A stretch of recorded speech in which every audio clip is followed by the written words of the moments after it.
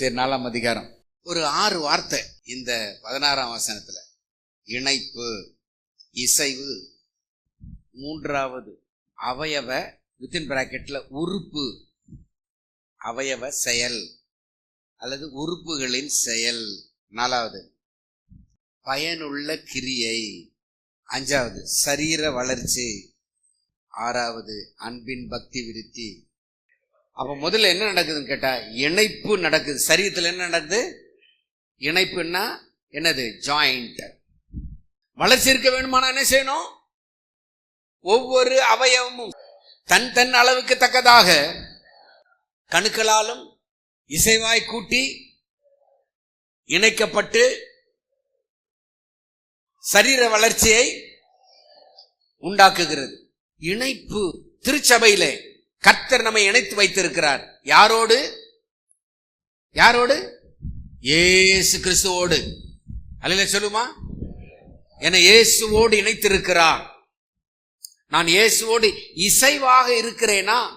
இசை என்றால் என்னது? இரு கருவிகளும் ஒன்று சேரும் போது அதிலிருந்து உண்டாகிறதான ஒரு ஓசைக்கு பேர் தான் இசை. அப்ப கணுக்களாலும் கட்டுகளாலும் கூட்டி இணைக்கப்பட்டு, அப்ப இணைக்கப்படும் போது அதுக்கு பேர் தான் என்னது? இசைவு. இசைவு அவயவம் செயல், உறுப்பினுடைய செயல், அளவுக்கு தக்கதாக பயனுள்ள கிரியை. கர்த்தர் சொல்லுங்க, கர்த்தர் என்னை வைத்திருக்கிற சபையிலே ஒரு பயனுள்ள கிரியை நான் செய்வேன். அல்லேலூயா. கர்த்தாவே என்னை கொண்டு ஒரு பயனுள்ள கிரியையை இந்த மாதம் செய்தருளும். அல்லேலூயா. அடுத்தது சரீர வளர்ச்சி. இவ்வளவு நடந்து விட்டா சரீரம் வளரும். சரீரம் வளரும் போது சரீரத்திலே செயல் காணப்பட வேண்டும். சபையிலே ஒவ்வொரு விசுவாசியும் வளர்ந்ததுக்கு ஏற்ற ஒரு செயல் இருக்க வேண்டும். முதல் சொன்னது இந்த 6 குறிப்பும். Point number 1. பாயிண்ட் நம்பர் 2, 17ஆம் வசனம் என்ன சொல்றாரு? கர்த்தருக்கு நான் உங்களை சாட்சியாக சொல்லி எச்சரிக்கிறது என்னவென்று, மற்ற புறஜாதிகள் தங்கள் வீணான சிந்தையிலே நடக்கிறது போல வீண் சிந்தையில் நடக்காமல் இருக்க வேண்டும். அப்ப சிந்தையிலே என்ன இருக்க வேண்டும்? ஒரு உற்பத்தி இருக்க வேண்டும், ப்ரொடக்ஷன் இருக்க வேண்டும், ப்ரொடக்டிவிட்டி ஆஃப் மைண்ட்.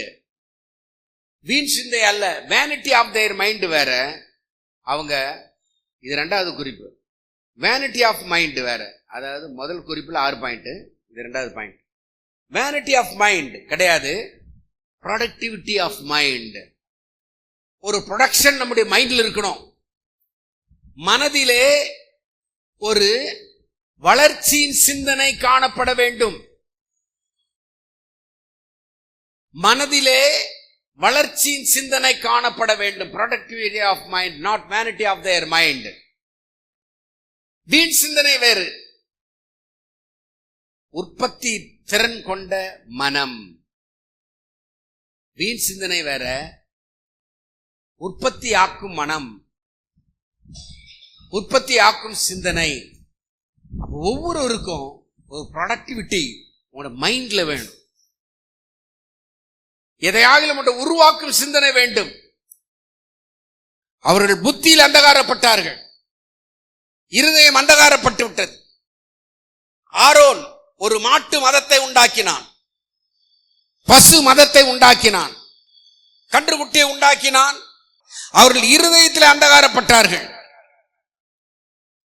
3வது 4வது தேவனுடைய ஜீவனுக்கு அந்நியராய் போனார்கள். Who being past feeling have given themselves over the lasciviousness. உணர்வில்லாதவர்களாய் போனார்கள். இதெல்லாம் யாருக்காக சொல்லிக் கொண்டு வருகிறேன்? 16ஆம் வசனத்திலே இணைப்பு, இசைவு, அவயவ செயல், பயனுள்ள கிரியை, சரீர வளர்ச்சி, அன்பின் பக்தி விருத்தி இல்லாத ஒரு சபை, இல்லாத ஒரு குடும்பம், இல்லாத ஒரு மனிதர்கள், அவர்கள் என்ன செய்கிறார்கள்? வீண் சிந்தையிலே நடக்கிறார்கள். அடுத்தது, இருதயத்திலே அந்தகாரப்பட்டிருக்கிறார்கள், தேவனுடைய ஜீவனுக்கு அந்நியராய் போனார்கள். 5வது குறிப்பு, அவர்கள் who being past feeling have given themselves over unto lasciviousness. உணர்வில்லாமற் போனார்கள். யாரு? இந்த 6 விதமான குறிப்புகளில் இல்லாதவர்கள் உணர்வில்லாதவர்களாய் போகிறார்கள். இப்ப 6வது குறிப்பு 20ஆம் வசனம். நீங்களோ அப்படியானால் நாங்கள் கிறிஸ்துவை கற்றுக்கொள்ளும் பிரகாரமாய் கற்றுக்கொள்ளுகிறோம். We have to learn Christ. கிறிஸ்துவை கற்றுக்கொள்ளுதல். அல்லேலூயா சொல்லுமா? 7வது குறிப்பு சொல்லி நான் முடிக்கிறேன். 21ஆம் வசனம். இயேசுவினிடத்தில் உள்ள சத்தியத்தின்படியே நீங்கள் அவரிடத்தில் கேட்டறிந்து அவரால் போதிக்கப்பட்டிருக்கிறீர்கள். கிறிஸ்துவினால் போதிக்கப்படுகிறேன். மொத்தம் 7 குறிப்பு இன்னைக்கு சொல்லியிருக்கிறேன் நான். 1வது குறிப்பில் 6 பாயிண்ட். 2வது குறிப்பு வீண் சிந்தனை. 3வது குறிப்பு இருதயம் இருள் அடைந்தது.